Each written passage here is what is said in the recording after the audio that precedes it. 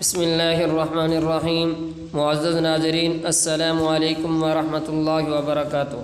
مفتی طارق مسعود صاحب کا جہلم کی طرف تاریخی سفر۔ مفتی طارق مسعود نے ویڈیو پیغام جاری کرتے ہوئے کہا ہے کہ جہلم کی طرف یہ میری زندگی کا پہلا سفر ہے۔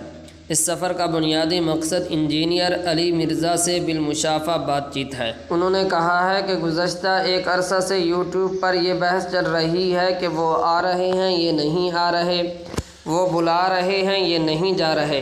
میں نے ان باتوں کو مد نظر رکھتے ہوئے یہ بہتر جانا کہ بالمشافہ انجینئر صاحب سے بات چیت کر لی جائے۔ انہوں نے اس موقع پر انجینئر علی مرزا کے نام پیغام جاری کرتے ہوئے کہا ہے کہ میں آپ کے ساتھ بیٹھوں گا اور 1.5 گھنٹہ ہم المحند علی المفند کے ان 3 عقائد پر بات چیت کریں گے جن کے بارے میں آپ نے کافی عرصہ سے یہ دعویٰ کیا ہے کہ یہ قرآن و سنت کے خلاف ہیں، اور کوئی بھی ان مسائل پر میرے ساتھ بات چیت کرنے کے لیے تیار نہیں ہے۔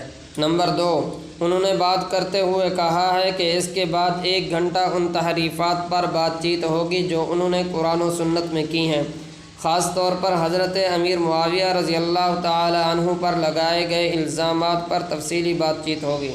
مولانا مفتی طارق مسعود صاحب نے مزید بات کرتے ہوئے کہا ہے کہ اس ساری ملاقات میں 6 سے 7 افراد میری طرف سے ہوں گے اور 6 سے 7 افراد آپ کی طرف سے ہوں گے۔ مفتی طارق مسعود صاحب نے اپنے نمائندے کا ذکر کرتے ہوئے کہا ہے کہ میرے نمائندہ مقامی جہلم کے محقق عالم دین مولانا مصعب صاحب ہیں۔